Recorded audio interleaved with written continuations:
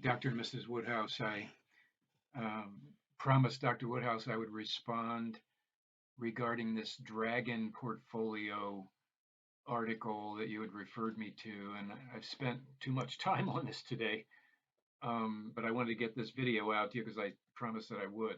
So um, the Loom application that I was using, I'm having trouble with my microphone, so I'm using a different way of recording this. I'm just going to put this on, upload this to YouTube. So I'm going to get myself off the screen here and then I'll walk you through this PowerPoint and I'll do my best to make it relatively brief. So this Dragon portfolio, the subtitle is How to Preserve and Grow Your Wealth for the Next Century. And when I looked on the internet about this, Taylor Pearson was the one that actually wrote the article, and he was making comments on it on the allegory of the hawk and the serpent by a hedge fund manager by the name of Chris Cole. And I think that you and I had spoken about that. So I'm going to do my best to make this high level comments. Um, so the allegory of the hawk and the serpent, and I'll describe what each of these mean in a minute. But this chart I just lifted out of the article, and basically we could have a deflationary period on the left here, or an inflationary period. And deflation is when there are falling asset prices that wipe out the savings of people, falling rates and low growth, debt default. And then during an inflationary period, we can have rising hard asset prices, which he's saying could wipe out savings, higher rates of growth, uh, default, you know, fiat money default, and helicopter money, which could characterize what our government is doing right now. But he's putting volatility in here for both of these. So the point is, what's the difference between hawk assets and serpent assets? Hawk assets are those which do well in periods of decline or stagnation. And that would be gold, what he calls long volatility tail risk, and commodities. And these assets have not been in favor for the last 8 to 9 years. And then the serpent assets would include those assets which perform well in periods of growth, such as stocks, bonds, and real estate. Clearly, stocks, bonds, and real estate have been doing better the last 8 or 9 years. And he's suggesting that if you want a 100-year portfolio, that you have both of those asset classes. So, what's the most effective portfolio long term? If the hawk is able to fuse with the serpent, they are reborn as a dragon. And in other words, if we link hawk assets, which are hard assets like real estate and gold and silver, with serpent assets, which are traditional stocks and bonds, then you have what he's calling here a dragon portfolio. The dragon is more powerful and complete creature, capable of outcompeting and outsurviving the hawk or the serpent alone. I really don't disagree with that at all. And frankly, we've had you in your portfolio, um, your hawk assets have been the futures portfolio fund. And that particular investment really saved our clients in 2008 when stocks were declining. Then again in 2000, I've had clients in that investment for a long time. In 2000 and in 2008, Futures Portfolio Fund did really well. Like in 2008, I think it was up 29%. But those hawk asset classes have not done well.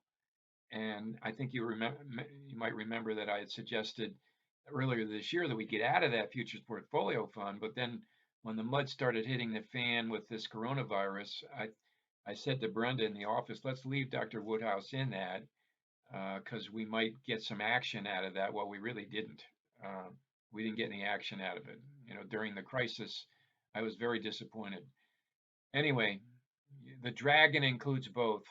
If the hawk is unable to fuse with the serpent eventually devours itself, and this is represented by the Ouroboros, an ancient symbol depicting a serpent eating its own tail. I don't know if I pronounced that right, but he's suggesting that eventually the traditional financial portfolio of just stocks and bonds only will not do well. I don't disagree with that. I mean, I think it's good to have both of these, which is one of the reasons why we suggested you making a change earlier this year. Most investors think the role of defensive assets is to make money during a rainy day, but history shows the real reason to hold these assets is to make money during a rainy decade. And and then he's comparing in the article, the Dragon article, the median US pension system portfolio to a balanced risk Dragon portfolio. And again, you can see the Dragon portfolio includes equity linked assets, stocks and bonds, gold, what he's calling long volatility, fixed income, and commodities. And, the traditional pension system has 60 stock, 40 bond. And he's saying the balanced Dragon portfolio contains both hawk and serpent. It substantially outperformed all alternatives the last 90 years when adjusted for risk. So um, I like that, but you and I don't have 90 years to go. I mean, I'll tell you, one of the biggest things in financial services right now is how are we going to get income for our clients? I mean, and you and I are close in age. We have the same issue. We've got to take what we've accumulated and then live off of it for as long as God gives us on this earth. And so we have to have a portfolio. We can't wait, 25 years. We have to be able to take income now and try to preserve our assets and make them grow. So, the typical pension, one of the things that's happening I need to make this clear. Um, the pension system in the United States is really in trouble because the assumptions that they're making for rates of return are probably going to be a lot less than what they're actually going to get. And the pension plans on the states and also more and more companies are dropping their pension plan because they have unfunded liabilities. They promise more than they can pay. So so I'm not disagreeing with this balance of the Dragon portfolio. All this chart is showing what's the optimal 100-year portfolio. The Dragon portfolio, he's saying in the article, is the one here on top. Um, he says the Dragon portfolio meaningfully outperformed a 60-40 stock and bond portfolio. I totally agree that the traditional 60 stock, 40 bond portfolio is is not a good thing. And we have more active management. We've gotten away from mutual funds because they're so much more expensive than holding individual securities or ETFs. And we're trying to be as nimble as we can, and we've had you diversified in a dragon-like portfolio, but the portion that was in the hawk, frankly, has been underperforming. So here's the takeaway from the article. The Dragon Portfolio author's thoughts. The essential takeaway in my mind is that investors should have some balance between hawk and serpent assets. I totally agree. If your portfolio is 97% serpent and 3% hawk, like most investors, nearly any additional defensive assets are likely to improve the risk-adjusted performance of the portfolio. Well, I want to just make a comment that you are not 97% serpent and 3% hawk. I don't know the extent of your total assets, but I know that you have real estate because you're holding an office building, and I think you have some other real estate holdings. You have that futures portfolio fund. So you have both hawk and serpent assets now. Um, we just need to get the serpent assets performing consistently. And nothing works 100% all the time. What my experience is that, we hold something until it doesn't work anymore, and then we just have to change it, which is exactly what we suggested you do earlier this year. So we moved half of your what we call the stock portfolio into this systematic relative strength global macro portfolio. And you can see down here, it's color coded. So this really is exactly like the Hawk portfolio that they're talking about. It's able to go into real estate. It's able to go into currencies or commodities. And, this portion of your portfolio that we just moved into, you're up 8 to 9% in this portfolio. Should we have everything in this? Probably not. We probably should be diversified, but we actually have just moved you into what they're suggesting uh, for you to be in.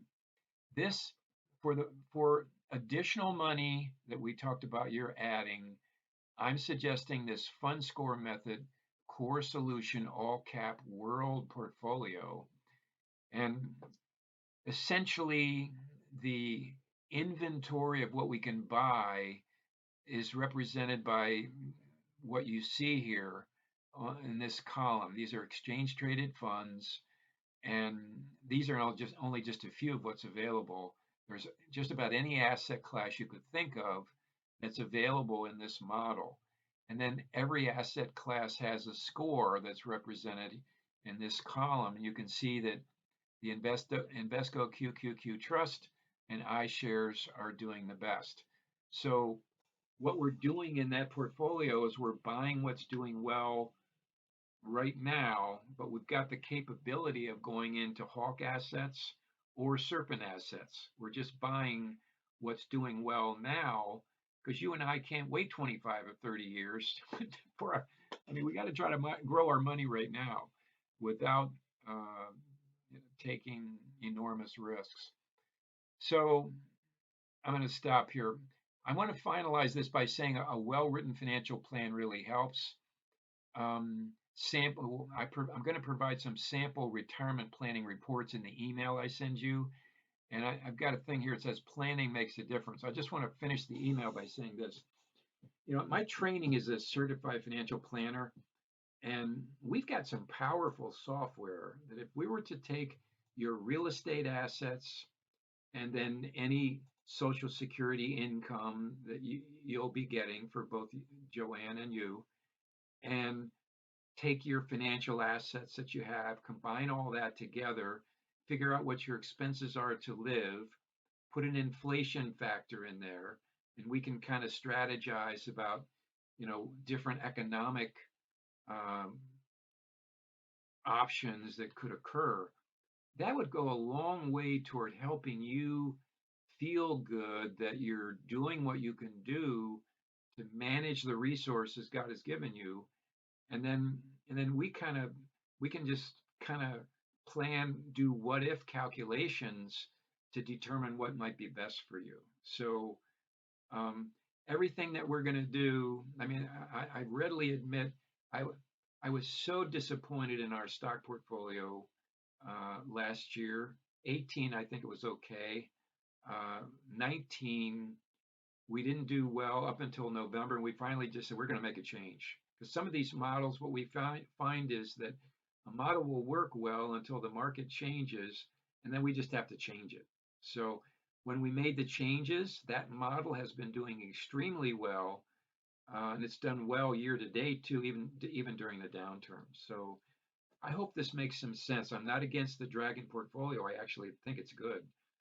What he's suggesting, we're actually doing it. You're already doing it. Uh, and the thing, and if you have a Dragon portfolio, you're always going to have something that isn't doing as well. But we got a plan for you, and I got the same issue. We got a plan to take income off of what we got. And the best way of planning for that is to do a written plan so that you and Joanne both can feel more comfortable about where you are. It might give you some freedom to decide, when you're going to stop practicing. Um, okay, enough for that. I hope this has been helpful. Bye bye for now.